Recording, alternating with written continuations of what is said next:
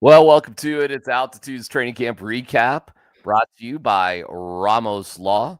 The injury powered by Ramos Law, the official injury law firm of Broncos country. Reach out at ramoslaw.com. Thank you to Ramos Law.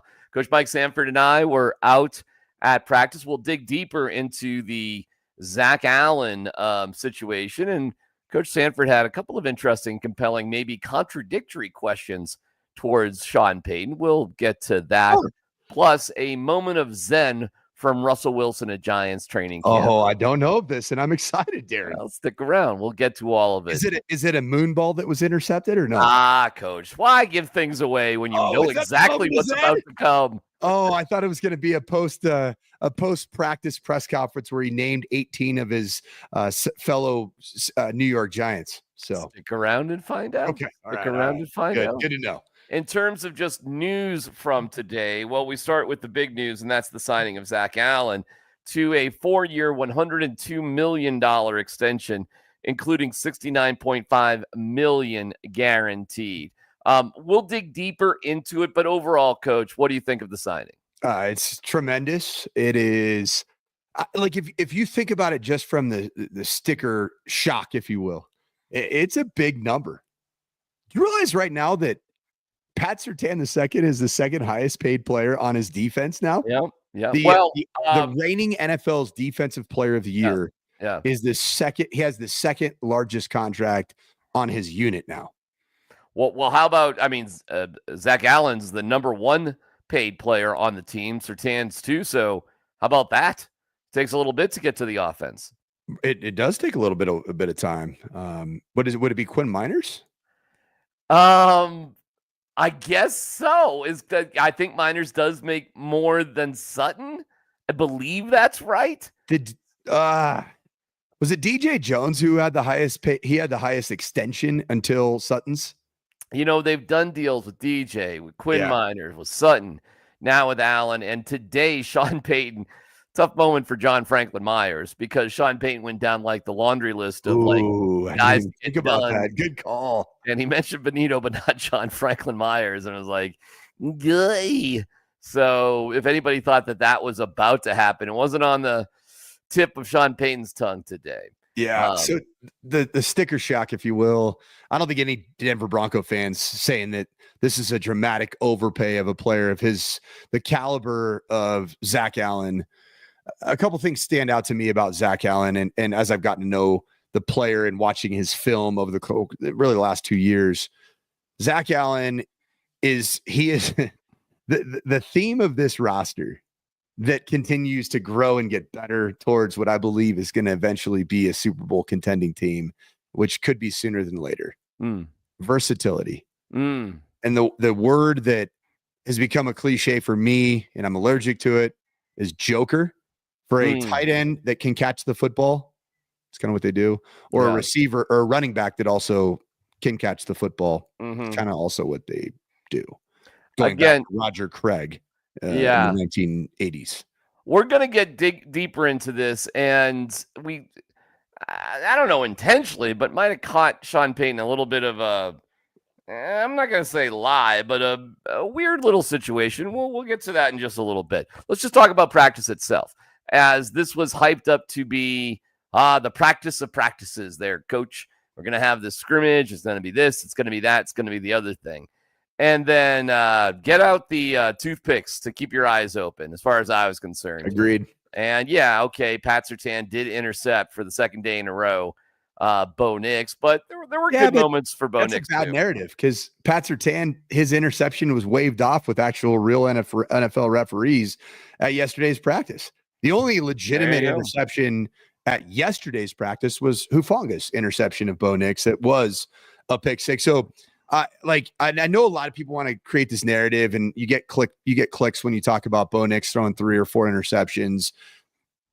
Like, legitimately, 3 of those interceptions that happened yesterday, they happened because a receiver was being held. And they called a penalty on PI, and so therefore it's an overthrow. Those don't count.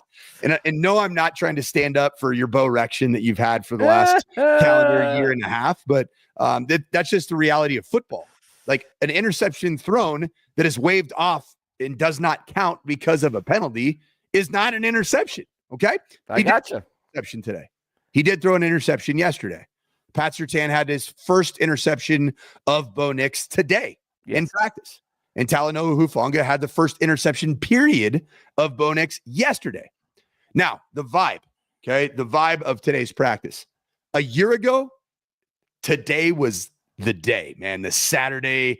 And it was the berm, right? They did the whole situational scrimmage right in front of the berm with, I don't know how many fans came into the berm. Was it like 2,500? Couple thousand. Yeah, for sure. Sound about right? Right now. Yeah. I mean, today there's 800 fans that are just, they're truly in a frying pan under the sun in the metal bleachers. And it was terrible. They're nowhere near where the action's happening. I mean, they're truly watching. It's like being at Wimbledon and sitting at court 3 when the finals happening at court 1. Yeah. You're like, I can't see. I can't get the feel of what's happening. So the energy of that was zapped a bit. Wednesday was the practice. July 30th. That the day the Denver Broncos became a Super Bowl winning team. Okay. At some point, not necessarily this year, some point, this Sean Payton era Denver Bronco team. I just got done talking to my defensive coordinator that I work with at the high school level. We were talking. I said, a couple things have stood out to me this week. One, the NFL's known in football circles as being soft because they have to protect their investments. Their assets are more important than being a tough guy. So there rarely are physical practices. I told him, I was like, there were 6 practices this week. 5 of them were in full pads, and really none of these practices were short except for Mondays. Every other practice from Tuesday till today was a minimum of a 2-hour practice on the field. With some popping and there was some action.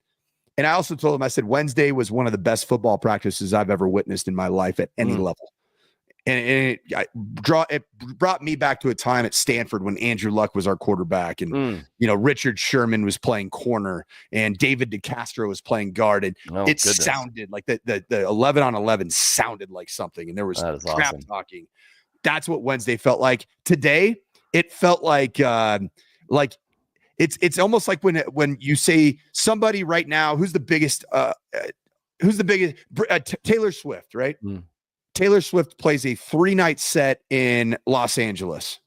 If you went to night 1 and you've been waiting 18 months for Taylor Swift to come and play at SoFi Stadium, dude, that Thursday night show is something freaking else. But if you went Thursday night, Friday night, and then Saturday night, Saturday's probably going to feel like a little bit of a disappointment. And even maybe Taylor herself, the newness has worn off a bit. That's what today felt like. And it also felt like a team that's a little bit heavy-legged, has gone through it this week. They survived this week without any significant injuries. No injuries happened today. I saw nothing. Did you see anything today? I did not. What I did see was Dre Greenlaw quickly took off pads, or maybe he didn't even have pads on. Didn't, but he jogged. He jogged on the field. Alex Singleton did have pads on, but as soon as they got into team stuff, he took the pads off, and he wasn't wearing a club. He was wearing just a small little brace. Sean Payton said, listen, if we had a playoff game today, he'd be clubbed up. And there's no doubt about it. Absolutely. And Greenlaw would probably be playing too. I don't know about that one, because that soft tissues just require some form of recovery so you don't make it worse. So if it was the Super Bowl, he's playing. If it was round 1 of the playoffs, I bet he doesn't, because you worry about creating a bigger problem. Q Robinson, I'm a little concerned for him. He's got a bulky knee brace, and I'm told it's just a bone bruise. But I've never seen a brace like that for a bone bruise. You know what I'm saying, man? And he was not like walking really smooth with the brace either. No. So I'm just concerned for Q Robinson. But other than that, if we're talking, nobody got injured during practice, which is probably their number one priority. There were a couple of collisions on the sideline, not even with running backs. It was just like corners running into receivers, that sort of accidental sort of stuff. For the interception, we said to Pat Surtain, well, there was also a touchdown pass, nice play to Cortland Sutton. There was a drop touchdown pass to Troy Franklin that was beautiful, that Troy Franklin just simply Well, he just dropped it, but it's not a touchdown either. But that's a nice moment from Bo, and Troy's got to catch those. And there was a goal line session where the Broncos offense got in and everybody put their hands up. Yeah, like, hey, we scored a touchdown, that sort of thing. So I think probably overall, while the defense certainly had their moments, so did the offense today too. Yeah. So I thought it was relatively balanced. I think it was a relatively clean. I wouldn't say clean, actually. I both fumbled a snap. I didn't like that. Under center snap. And then whoever the third string center is just, I mean, the ball is going everywhere. Sam Ehlinger is not 8'3". No, and when Sam Ehlinger right now against the third string defense, when he does get the snap in his hands, that dude is looking good.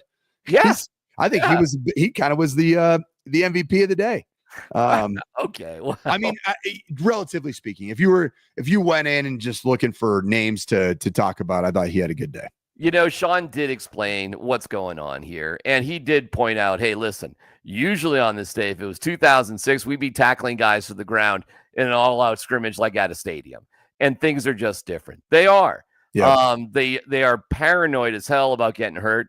They do have a joint practice in a preseason game. Next Thursday is the joint practice. Then there's a walkthrough they have by themselves. The game's on Saturday out there in Santa Clara. The Thursday joint practice. You brought up Dre Greenlaw. One of our fine watchers here, DS, was talking about if Dre Greenlaw. So I put the comment right there that Greenlaw is going to be in the scrimmage next week with the 49ers. You guys are making stuff up again. I mean, what do you think? I mean, obviously Dre Greenlaw is going to have a pretty stinking large chip on his shoulder, both he and Talanoa Hufanga, in their return to a facility that they were a part of, the Super Bowl run. I think it's fun to make hype like that up like it really matters, but it wasn't like he was treated badly by the Niners. He just preferred to be a Bronco. Well, he wasn't paid, DMac. I mean, he and Talanoa Hufanga ended up essentially being what John Franklin Myers appears to be on his way towards being. Yeah, well, they both got paid. They're both in a good situation. They are.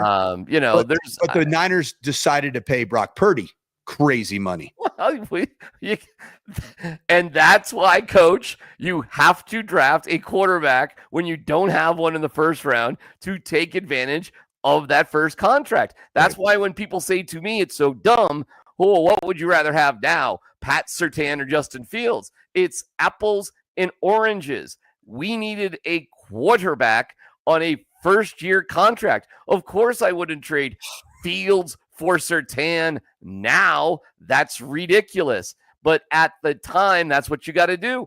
And yes, Coach, it'll happen, hopefully, that you got to pay Bo Nix. And when that moment happens, get ready. We'll lose some other good players too. We're still paying Russell Wilson, right? So at some point, that's going to come off the Bucs. All right. Anyways, in terms of the rest of practice, it was a little bit of a snooze fest. And Sean did explain just the way they operate now. They really didn't have a move the ball period at all today.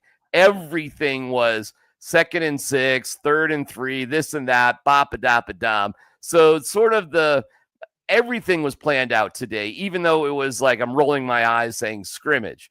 And that is a big difference. So I was a little bored. I think the fans were a little bored. I think the players were a little burned out. They look like they need to shake it off. Yeah. And a day off will do them well. Listen, man, they just had a pretty big grind here. Coach, 6 days in a row, 5 out of the 6 in pads. Yeah, that's a real thing. In the National Football League, that's a real thing. Yeah, man, there's a weight of that hangs on you, and you could kind of feel it out there today. By the way, I was taking attendance. Lower Muggle count than last Saturday. It was. At least what was reported from the attendance figures. So for those taking attendance, I don't know if there was an attendance report by the most attentive of Muggles there, Coach. I didn't see. Yeah, but somebody really enjoys talking about attendance at Saturday practices. Oof, well, were you there? I was there. Were you there? I was there too. It was fun, man. It was good to be there. I stayed for the entirety of both pressers too.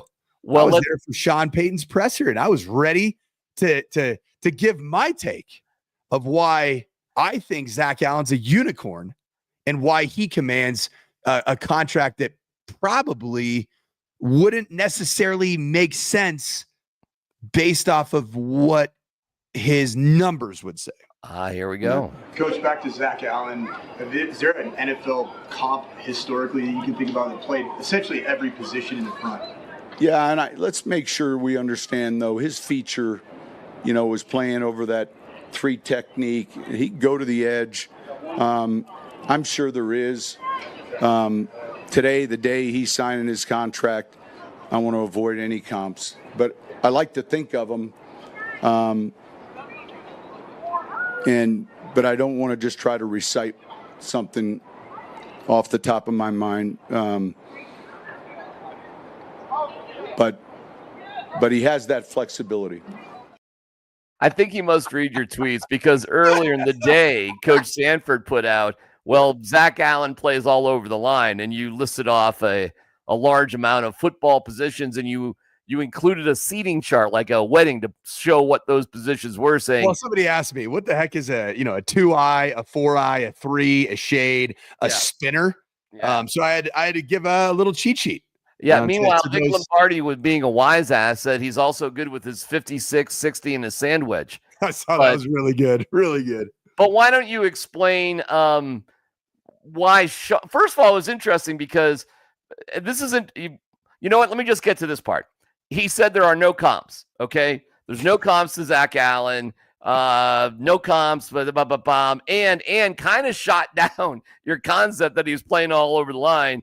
And he's more a 3 technique. And we'll go into detail about what that is here in a second. However, on the very next question. This was great. The very next question by Jeff Flagwald, who also works at Altitude Sports Radio. I don't know if people understand that. So does he count in the attendance count for ASR? At recess, we play with him. And I'll have Cody Rourke on as a guest. He's come on, so he's a part of the family. He was there. We've had Romy on. Spider. It's kind of ridiculous. Okay. The next question was their process in evaluating these free agents. After saying, I don't have a comp for Zack Allen, the next question was Leggy asking about their process. And we'll talk about, here's the number one thing we're always trying to find. Where are the close comps? Where are the close? So the rest of the answer in a second. But when he said that, what were you doing in your mind? I was like, this mother effer. Like all right, should I play the rest? Play the rest? All right. He didn't like my question because I don't think he had an answer. I don't think he had an answer for the comp for Zack Allen. Well, he kind of obsesses on it as the answer goes on. I'll play the whole thing. And we'll talk about, here's the number one thing we're always trying to find. Where are the close comps? Where are the close comps? When you can find and agree on close comps, it's an easier process. And sometimes there aren't close comps, whether it's age and so I think with Cortland, there were a couple closer comps. And then with Zack, it was a little bit more challenging. So we'll meet, the 4 of us. I'll meet with the player. I'll sit down and just, I want to hear his thoughts. I want him to hear from us. We want to get this done. At practice, I might say, hey, it looks like it's getting better, or the two boats have spotted each other. Now, binoculars, or did they spot each other? And I explained to him the horizon was 8 miles, so it's closer than you think. The boats can see each other. We'll get to the boat analogy. That's a callback, but we'll get to that here in a second. But what do you think of his answer? Well, how many times did the word comp come out of his mouth? So right here, our guy here, Splust, says that he literally says there are comps. You're building a premise. This is obviously more me than you, DMac. I'm building this premise, but I'll say this. I could tell that he wanted, when I asked the question about Zack Allen, because like Sean Payton's been around the National Football League forever. Like compared to me, who's been a college guy, like I know these guys from college, but I don't know NFL, how they fit into NFL schemes over the course of the last 40 years. of experience that Sean Payton has, of which how many years has Sean Payton coached in the NFL as an assistant and beyond? 30, 35 plus? Got to be 61 40? Now. Yeah, it's got to be in that range. Sure. So like I was asking the question, I wanted to know because I do think Zack Allen is a complete unicorn because he's lined up damn near everywhere in Vance Joseph's system, and he does it really well. John Franklin Myers doesn't line up everywhere in Vance Joseph's system. Malcolm Roach doesn't line up everywhere in this system. DJ Jones doesn't line up like this. Now, the next guy up I see as the Zack Allen experiment, the 2.0, the defensive line joker, if you will, is Savion Jones. Oh, wow. Okay. And I think it's a really interesting player because he came out of Alabama as an edge. LSU. Came out of LSU as an edge. But he's not an edge. Just like Zack Allen is like not a nose, but he plays nose. What does the nose do? It lines up over the center. So when I asked the question of Sean Payton, I wasn't trying to stump Sean. I asked the question because I don't know of any player in the National Football League that has the ability to win on the edge as a pass rusher. And VJ oftentimes would put 3D linemen on one side of the center and then line up Zack Allen as an edge player opposite those three. So he commanded a one-on-one oftentimes. And that's unique. That's different because he does play at times a nose directly over the center, taking on double teams of 660 pounds of mass and ass that's on you in a hurry. And so that's why I asked the question. I think Sean, I don't want to act like I mind screwed Sean Payton because he's way smarter than me. He's a way better football mind than me. But I wanted to know if there's anybody from his experience in the NFL that he could even kind of say, hey, this guy reminds me of this guy. And I don't even know if there is a guy like that. And I was curious to see. So then it felt like it was still on his mind, even regardless of what the next question was going to be. And how many times did the word comp come out of his mouth in that next? Was it 7 times? Do you want to count it up? We can do it again if you want. Sure. And we'll talk about, here's the number one thing we're always trying to find. Where are the close comps? One. Where are the close comps? 2. When you can find and agree on close comps, it's an 3. easier process. And sometimes there aren't close comps, whether it's 4. age or and so I think with Cortland, there were a couple closer comps. And then with Zach, it was a little bit more challenging. So we'll meet, the 4 of us. I'll meet with the player. I'll sit down and just I want to hear his thoughts. I want him to hear. We got 5. I think it's 5, but that's 5 in 48 seconds. There you go. Meanwhile, we get to the boat thing, and this actually started it, but it was kind of funny because Sean loves his analogies. He does. He loves his anecdotes and analogies. So when it came to, and his level of disappointment in something is actually kind of funny, and it's relative to how tall you are. Details here in a second.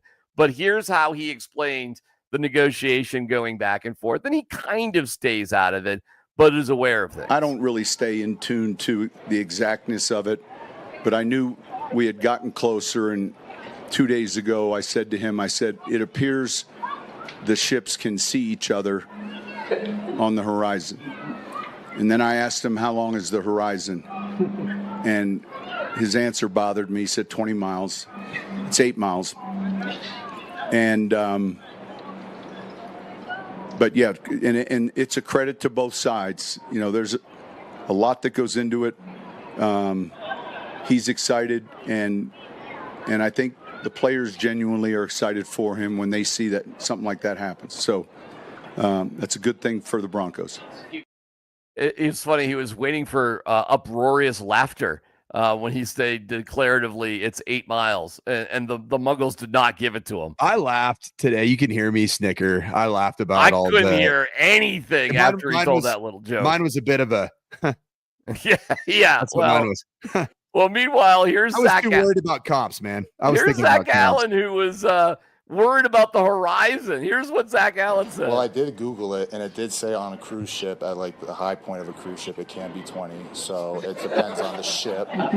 But No, I mean, I mean, there's conversations and it's a business, but it never got like contentious. And I think that was the cool thing, was just the way that everybody handled it. It never felt like, people are trying to screw it. Like, and I said the word in the beginning, trust. It was. Okay, Mike, I just Googled it. Here you go. It depends how tall you are and where you're standing in terms of the horizon.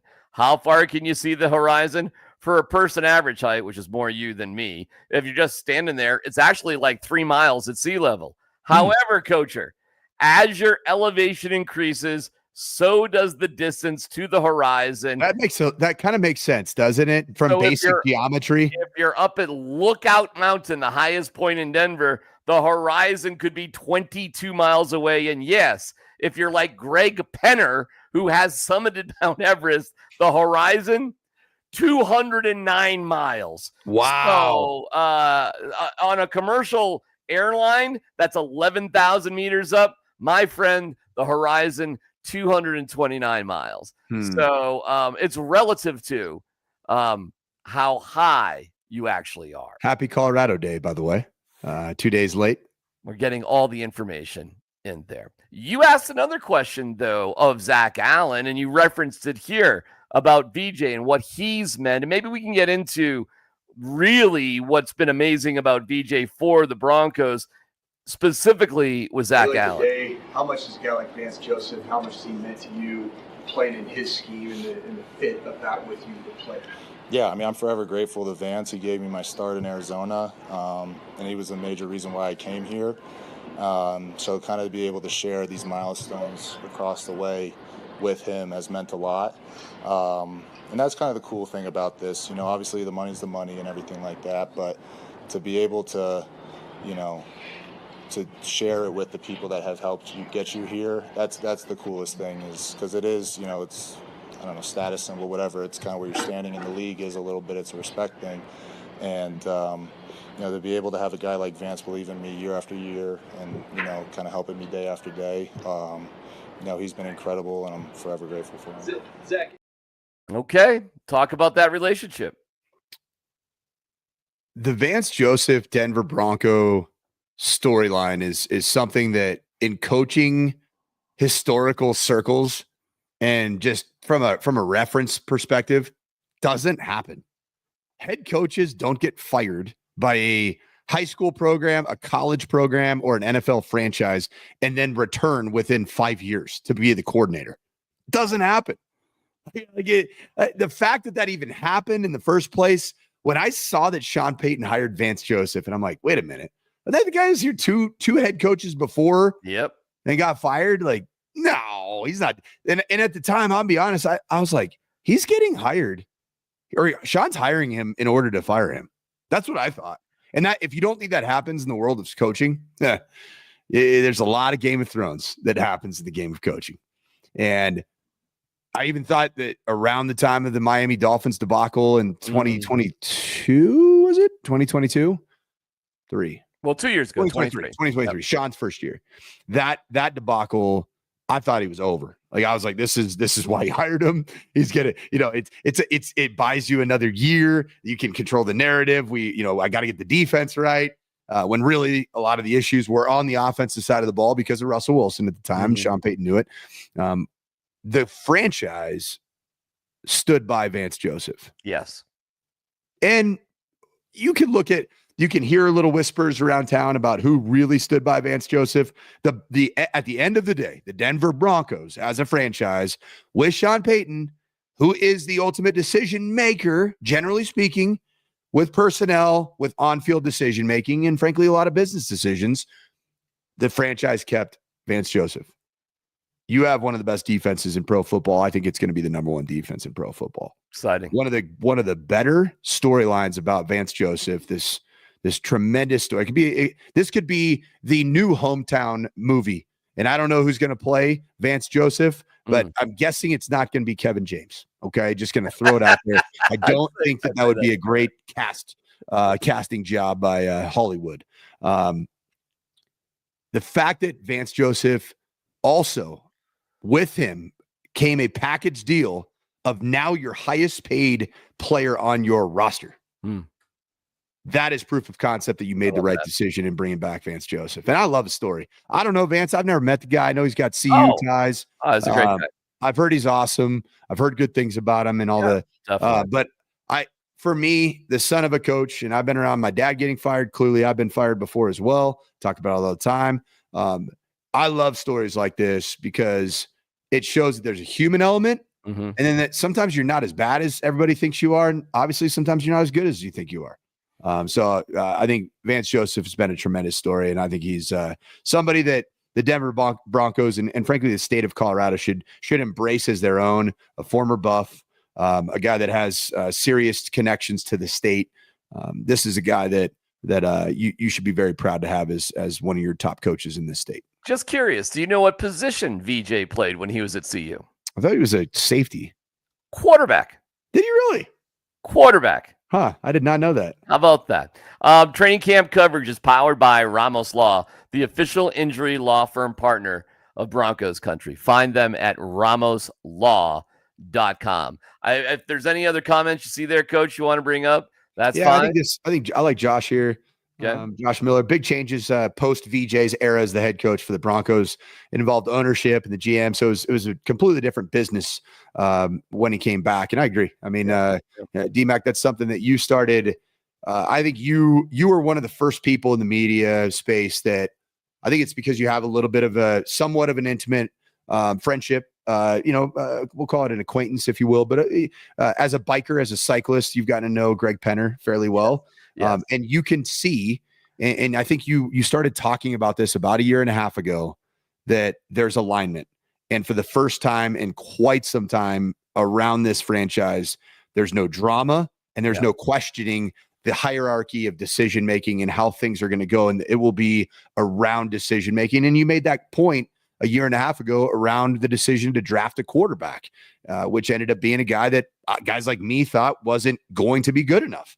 But the fact that there was support around Bo Nix and for Bo Nix unilaterally across, it was an unanimous support of him. It made it such a good decision. Well, I'll tell you this. It wasn't just me that Greg Penner was talking to, although I've had a lot of great chats with him and a lot, you're right, about nothing to do with football, about other interests that both he and I share. Yeah, about whether you change your cycling diaper after each use or not, or you let them marinate and breathe for 2 or 3 days. All the fun conversations, of course.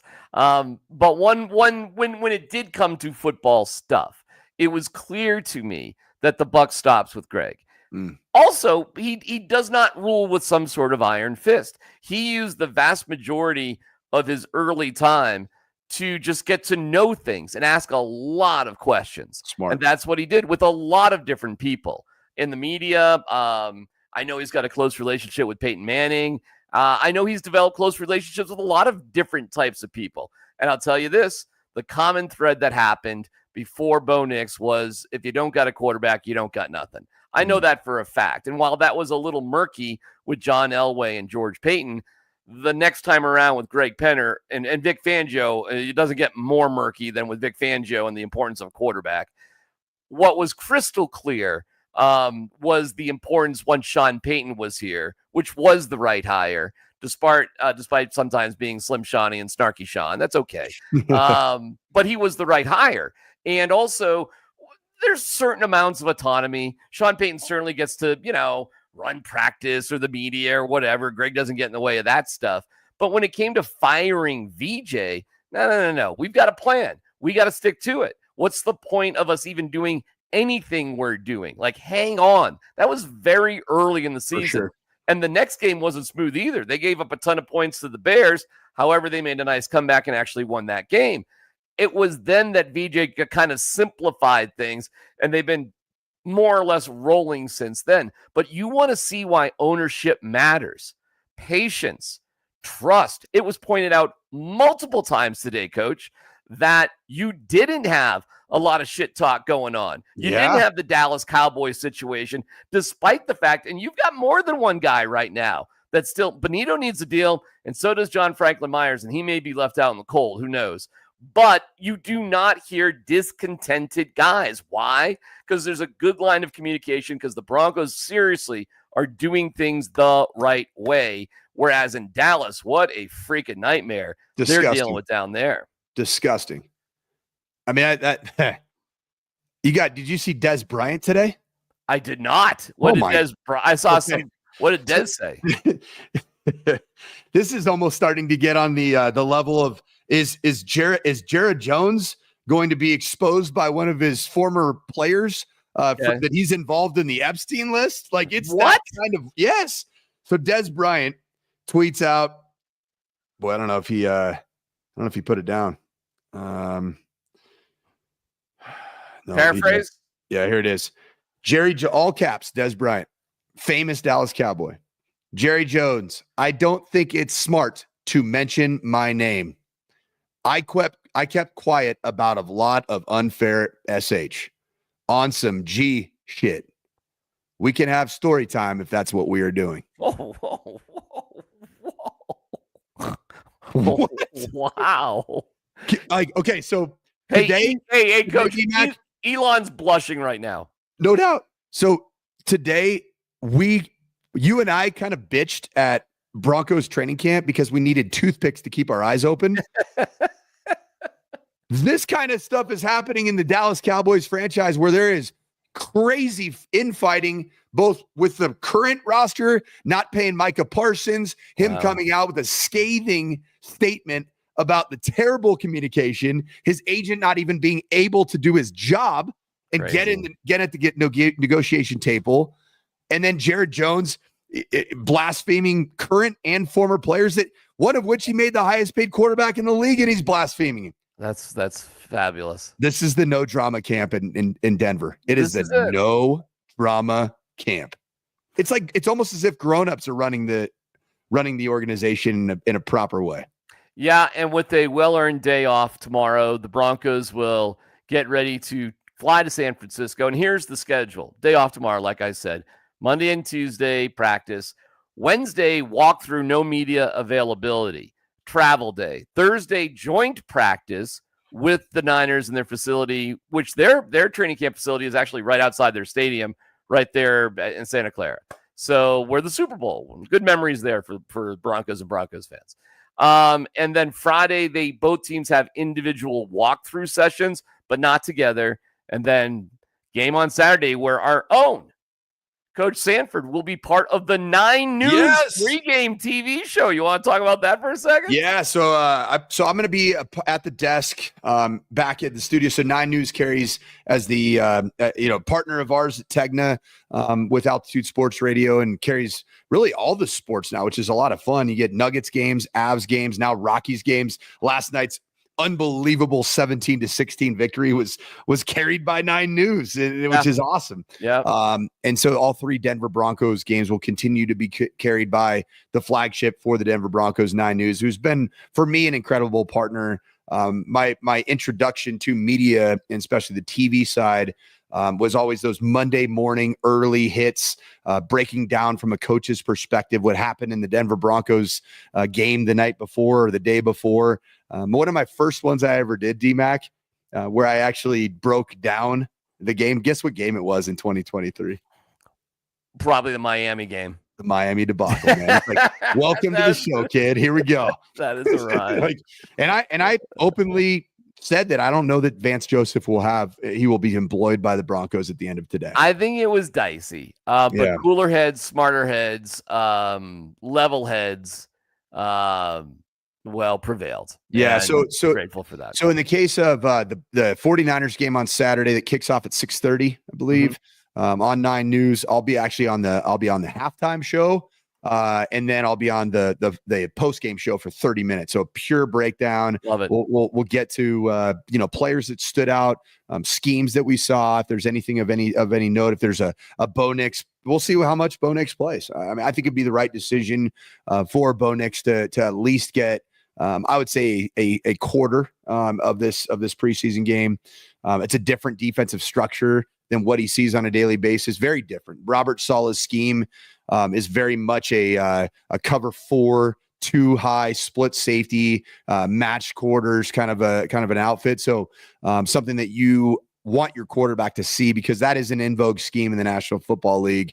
When you think about Vic Fangio and Robert Saleh, those guys all come from the same tree. So I think it'd be good for him. And then I'll be on the second game, which is the second game is Arizona.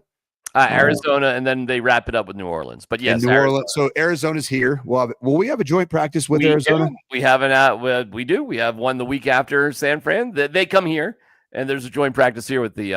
Wait till you see how short Kyler Murray is in person.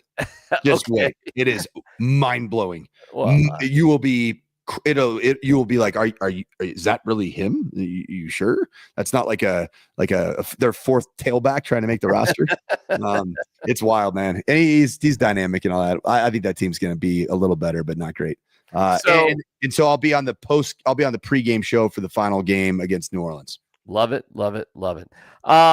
We end with a moment of Zen, and that goes to Russell Wilson. Thank you to Ramos Law. Make sure you like and subscribe. That really helps out everything that we're doing. And we'll have total camp coverage for you next week as well. We're looking forward to that. But why not go? Oh, yes, Coach. Yes. Before we get Zen, yes. When we say like and subscribe, okay. First off, unbelievable viewership.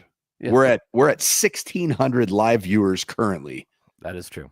I want to see all of you amazing X watchers. Watching 538 watching on my account, 639 watching on DMac's account, and 319 watching on an Altitude SR account.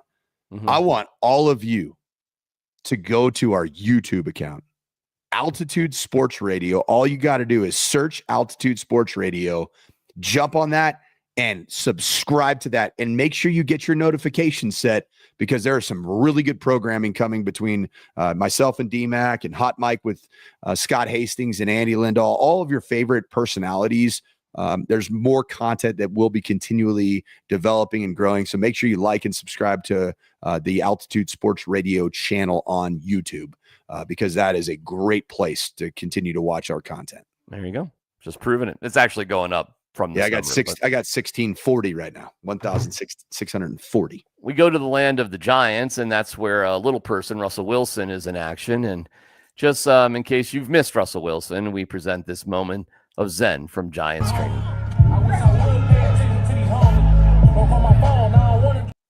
I'll go through it again. 3 times is the charm.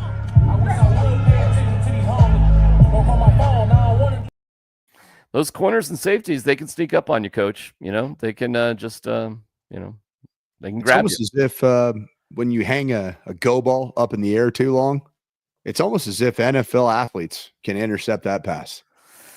There's your guy, Russ. Have fun. I love that about Bo, man. One thing I'll say about Bo, even though I'd say his interception today was a boneheaded play, there was nobody open in the red zone. Throw the ball away, live to see another down, fine.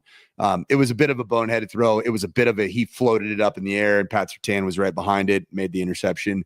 But Bo, generally speaking, has not hung any balls up. Not really. And that's actually, it's one of my pet peeves when I'm coaching a young quarterback. I'm like, you can't throw a go route, stare it down, and then let the ball get to basically the top of where our lights are at, and expect the safety not to get there. Like, there's going to be a party at the catch point with multiple humans if you throw that type of pass. So quit throwing that type of moon ball. By the way, I should mention the debut of high school football will be Coach Sanford's Valor team against Pine Creek. Like, that is going to kick off the schedule of high school games. Your first game's going to be on Altitude. And who's on the call? I think Vic and Tyler. I think Vic and Tyler are doing the call with Rachel Vigil on the man, they're going to be so hard on me. Gosh, they're going to be hard on me. And apparently I'm going to be mic'd up, or there's going to be something along those lines during the game. And I said, I'll do anything, man. Anything for the advancement of football in the state of Colorado, I'm all in for. All right, we're back. And so Pine Creek, do you know what their mascot is? The Cones. We're going to have some eagle on eagle crime happening one way or the other. Nobody ever ranked in the top 5 in the state of Colorado in 5A. Yeah. Well, nobody ever accused you guys of being creative.